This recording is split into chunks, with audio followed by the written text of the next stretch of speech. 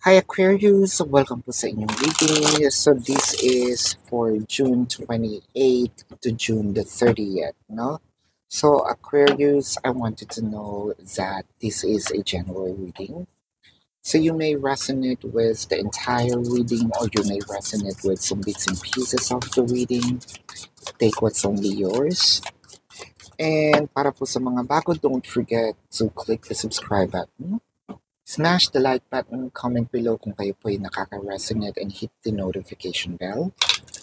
Kung gusto niyo po ng dalawang reading sa akin, meron po tayong kabilang channel that is Babaylan TV.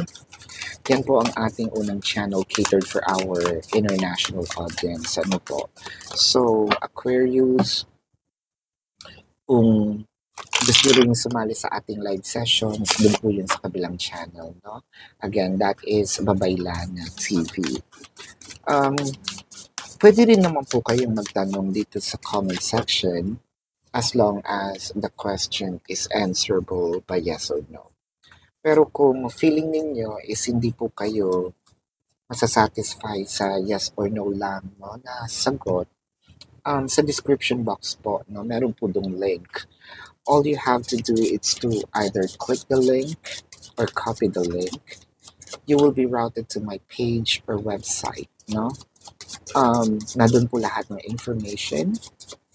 And I have a promotion for 4 plus 1 question.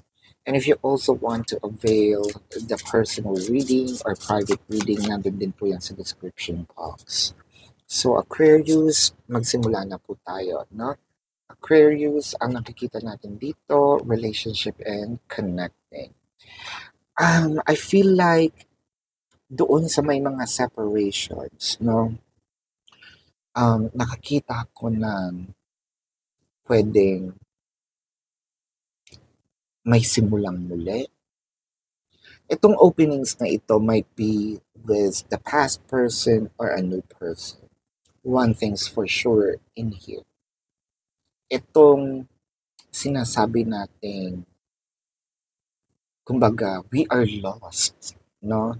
Feeling natin mag-isa tayo sa buhay. Pwede natin sabihing malungkot ang puso natin. Hindi tayo mismo kasi nakakangiti tayo. Pero when it comes to one department of our life, pag pinag-uusapan ang buhay pag-ibig, medyo hindi tayo ganun kasaya, no? I feel like merong tao, no, na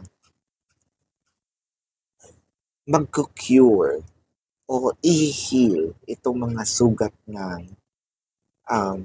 ating puso, no? Ako, napaka-poetic naman ito. Yung iba, kung sino ang nanakit, kung sino ang nanugat, no, ng ating puso, siya itong gagamot. Yung iba, meron talagang dadating para maghilo or pagalingin, no, itong ating mga sugat sa puso, sugat ng nakaraan, with the Queen of Pentacles and the Eight of Cups. What I am seeing in here, Aquarius, is you're trying to move forward kahit na mabigat itong nararamdaman ng puso natin. Kasi at one point in time, ibinigay natin ng gusto, no? Ng buong buo itong ating pagmamahal. I also feels like nag-invest talaga din tayo ng time, energy, effort. What I am also seeing in here, no, Aquarius, more of sabihin nating pinasaya din naman tayo ng tao. Kaya hindi natin makakalimutan. Pero we are being forced, to move forward kahit na ang puso natin ay itinitibok pa si either ex or this current person. With the Knight of Wands and the Page of Pentacles. Dumadating talaga tayo minsan sa isang sabihin natin stages, no? It may be unfair, no, probably to someone, pero lahat naman nakakagawa ng pagkakamali. I think that this is lito ka na eh, hindi mo na alam yung gagawin eh. So, I think that your decision here or your mind is moving forward and probably start someone new. No, there's no way for me to positively script this, but more of baka makakagawa tayo ng isang bagay na makikipagrelasyon tayo, pero mahal pa natin yung ex. Um, Again, we are here not to judge, this case, because we are also trying ourselves or helping ourselves to move forward. And probably ito yung nakikita mong way. I feel like you might gonna be in a rebound. Pero yung iba naman kasi, no, kahit mahal pa si ex, nakipagrelasyon, yung iba naman talaga din is nakakonquer up until makalimutan yung ex and move forward with the new. No? So what I am seeing in here is you might be in this last resort of moving forward and meet someone new. Finances. So I feel like ang nagiging wow, finances is also abundance, right? In literal form. But abundance may also mean time, energy, money, luxury, no?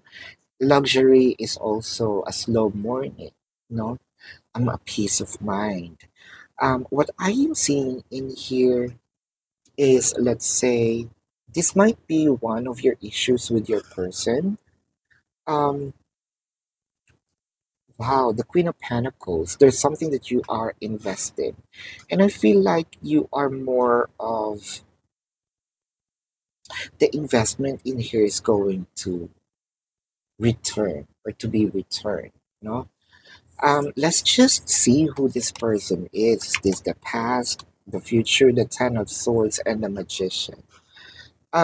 Let's say we may go on dating someone, you know, but I feel like your heart is still wishing, praying, um, for a fixation, no, with you and your ex. This is something about your heart is wanting, praying. Ika nga sa kanta, no? The heart know what it wants. Um, with the Nine of Pentacles and the Four of Pentacles, pwedeng sabihin natin, nililibang natin yung sarili natin.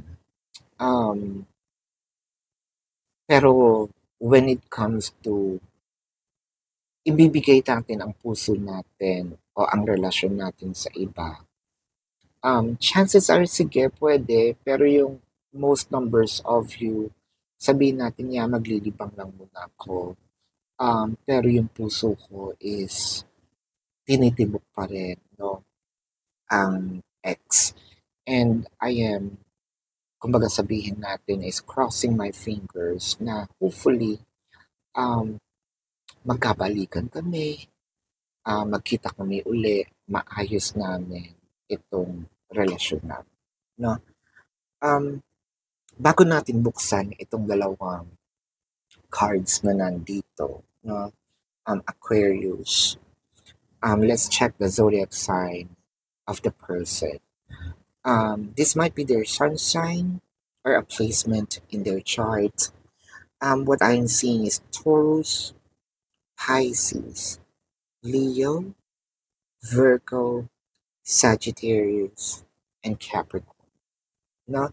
So tingnan natin dito message. I wish you were mine. I think that this is yung sigaw, no, ng puso natin. Sigaw ng sabihin natin, it could be a wish, no? Ah, still, ang tinitibok pa rin talaga is si X. Now, this card, or baka kasi itong si X is meron ng iba, I wish you were still mine, no? This card is a message from the spirits. We can call this, you can call this also a message from your spirit guides, guardian angels, higher self, no? Whatever you want to call this, let's serve this as a guidance. Your life is about to start moving quickly in some areas. Events that seems to have been on hold suddenly propel forward.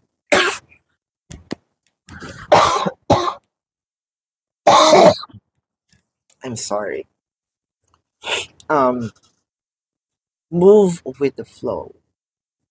Be mindful of what needs your attentions most. Make decisions rationally but sensibly. So I think that this is really what's happening in you. This is a promise of sabihin natin na ginaguide ka pa rin, no? Or ginaguide ka talaga ng iyong guardian angel or ng iyong higher self, no? It's not a promise na pagising mo, may solusyon na ang lahat. It may be one area at a time, no? Move quickly. And I think that this is what you're doing. I think that you are on a right path. But what I am seeing in here is be mindful, no, of your decisions. It should be galing sa isip. I think that this is what you're doing, but sensibly. Also, we must not hurt other people as well. So I think that the message in here, if you are in this situation, be mindful or let the person that you are dating that you are trying, no, to forget someone from behind. Um, Make peace with it, and kapag yung person is nag-agree, then might as well move forward and para at least walang sisihan at the end of the day. Now, sa Aquarius, this is your reading. Again, para po sa mga bago, don't forget to click the subscribe button, smash the like button, comment below kung kayo nakaka-resonate, and hit the notification bell. Kung gusto niyo pong sumali sa ating live sessions, nandun po yan sa kabilang channel, that is Babaylan TV. No, yan po ang ating unang channel catered for our international audience. At meron din po tayo mga ilang reading doon, so you may want to check about that. And Aquarius, pwede rin naman po kayong magtanong dito sa comment section as long as the question is answerable by yes or no. Pero kung feeling po ninyo hindi kayo nasa-satisfy sa yes or no na sagot lang, sa description box po, there is a link. All you have to do is to either copy the link or click the link. You will be routed to my page, type in your questions, and then click submit. Nandun po lahat ng prices, modes of payment, QR code, and I have a 4 questions plus 1, so that's a discounted price. And if you also want to book a private reading, nandun po siya sa description box. So love and light to you. Namaste. See you po sa susunod na reading. Goodbye, Aquarius.